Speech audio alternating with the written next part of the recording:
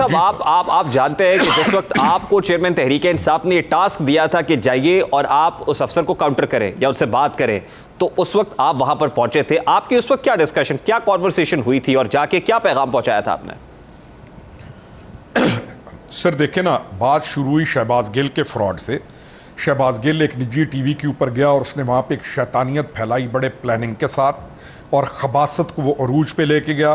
اس کے اوپر خبیث کے اوپر کیس بنا. وہ جب کیس کے اندر گیا تو پھر ایک ڈرامہ نیا چایا گیا، جی ننگا کر کے مارا، تو کبھی کہیں فلانی جگہ کرنٹ لگایا تو فلانی جگہ. بات یہاں سے شروع ہوئی تھی. بات شروع ہوئی تھی کہ میں بنگالا گیا، انہوں نے کہا جی یہ چیز ہے. میں نے کہا شہباز گل جھوٹ بول رہا ہے، یہ جھوٹا شخص ہے اور عمران خان کو یہ ڈبوئے گا. اس گندے آدمی سے جان چھڑاؤ، یہ جھوٹا شخص ہے اور آپ ایک انکوائری کر لیں. مجھے انہوں نے کہا جی آپ انکوائری کر کے دیں. میں نے ایک انکوائری کی، فارمل اپنے طریقے سے پوری جا کے رپورٹ دی کہ بھائی اس کو کسی نے نہیں مارا. پولیس کے دھپے تو پوری دنیا میں لگ جاتے ہیں، لیکن یہ جو سارا بیانیہ ہے ننگا کر کے کیا، فلانا کیا، یہ سارا جھوٹ ہے. پانی شروع ہوئی تھی یہاں سے.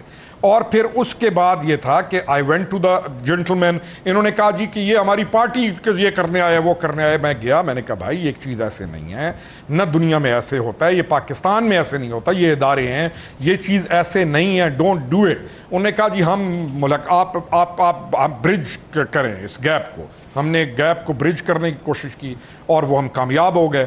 اور ہماری کامیابی کیوں تھی؟ کیونکہ آگے سے ہمیں پورا انہوں نے ہمیں ایکسیپٹ کیا اس چیز کو. ان کی ڈیمانڈ کیا تھی؟ ان کی ڈیمانڈ یہ تھی کہ جیسے دوسری پولیٹیکل پارٹیز ہیں پاکستان کی، آپ بھی پولیٹیکل پارٹی ہیں، ہم عمران خان کو ڈیو رسپیکٹ دینے کو تیار ہیں. پلیز عمران خان کو سوچنا چاہیے کہ وہ کیوں اداروں کے اوپر اور کچھ پرسنالٹیز کو ٹارگٹ کر کے ہی ایک مہم چلا رہے ہیں ان کے خلاف. ان کی بات بھی جسٹیفائڈ تھی. عمران خان کی باتیں تھی کہ جی الیکشنز ایسے ہونا چاہیے، ایسے ہونا چاہیے. انہوں نے کہا جی دیکھیں آپ پولیٹیکل پارٹی ہیں، لائک ادر پولیٹیکل پارٹیز، آپ باقی پولیٹیکل پارٹیز کی طرح آپ کا ایک مقام ہے. اچھا، جب ہم نے وہ ساری چیز کو برج کر لیا اور آ گیا کہ جی let's sit down now, Imran Khan نے ادھر منہ پھیرا. Imran Khan said no I am not sitting. 3 دفعہ میں گیا، تینوں دفعہ میرے بیٹھنے کے بعد میں واپس آ گیا اور مجھے سمجھ آ گئی کہ یہ عمران خان نہیں بیٹھنا چاہتا. ہی از up to some thing else. یقین کیجیے آج آپ کے چینل پہ یہ چیز بتا رہا ہوں. مجھ سے کسی نے پوچھا یار یہ کیوں نہیں بیٹھنا چاہتا؟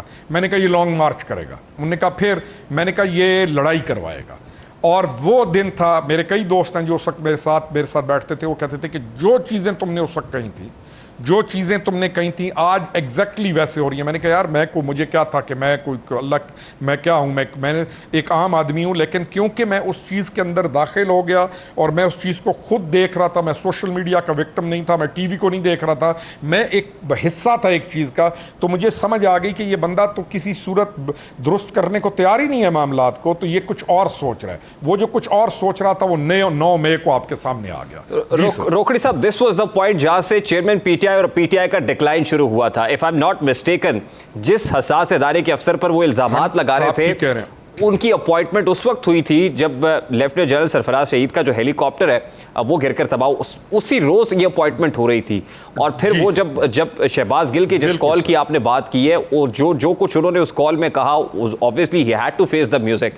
لیکن مجھے سمجھ نہیں آ رہی ہے کہ اس وقت براہ راست ایک ایسے افسر کے اوپر جو بھی نیولی اپوائنٹ ہوا ہے اس پر الزام عائد کر دینا، مطلب یہ narrative building P T I کے اندر تو آپ نے بڑے قریب سے دیکھی ہے. یہ کہاں سے کس سورس سے انفارمیشن آ رہی ہے، کیسے پروپوگیٹ ہو رہی ہے، یہ ڈوریاں کہاں سے ہلائی جاتی تھی؟ مجھے اس بات کا جواب چاہیے سر. سر بات یہ ہے کہ ایک سیٹ کے اوپر ایک آدمی کے آنے سے ان کو ایشو کیوں ہے، جبکہ اس کو آئے ہوئے 4 دن بھی نہیں ہوئے. کیونکہ ان کو ایشو اس لیے تھا، اس پوری ٹیم کو، جو بھی یہ نیکسس تھا، اس ٹیم کو ایشو یہ تھا، ان کو پتا تھا کہ اب right man at right place آ گیا. ان کو پتا تھا کہ اب پیٹریوٹ آ گیا. یہ نہیں کہ باقی پیٹریوٹ نہیں ہوتے، باقی بھی ہوتے ہیں، لیکن ہر دور میں اللہ تعالیٰ کے کچھ بندوں سے اللہ تعالیٰ زیادہ کام لیتا ہے. ابھی آپ 10 دن میرے ساتھ چلیں گے، میں 10 دن آپ کے ساتھ چلوں گا، تو آپ کو میری کیپیبلٹی، اپنی کیپیبلٹی کا بھی پتہ چل جائے گا. ہم دونوں ایک دوسرے کو جان جائیں گے. تو یہ ایک بہت بڑا گیم پلان تھا. دے نیو اٹ کہ جو وہ ایک ماسٹر ایول پلان ڈیزائن کیا ہوا تھا، ان کو اس ماسٹر ایول پلان کی رکاوٹ نظر آنے لگ گئی تھی اس ایک شخص کے اندر.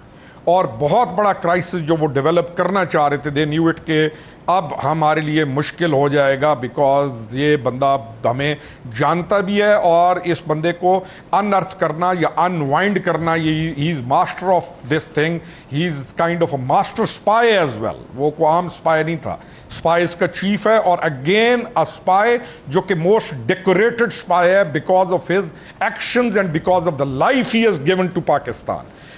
دکھ اس چیز کا ہے کہ ان تمام ننگ وطنوں نے مل کر اس وطن کے محب ترین اور اس وطن کے دفاع کرنے والے افضل ترین لوگوں کو ٹارگٹ کرنا شروع کیا. دکھ مجھے اب دکھ نہیں ہے, اس وقت یہ اللہ تعالیٰ کا شکر میں ادا کرتا ہوں. میں آج اپنے آپ کو فخر سے میں کئی دفعہ آئی تھنک میں اپنے بچوں کو بھی کہتا ہوں, اللہ کا شکر ہے کہ اس بڑی ایک جنگ میں اللہ تعالیٰ نے میرے سے کام لیا اور ہم بیچ میں آئے اور ہم کھڑے ہوئے.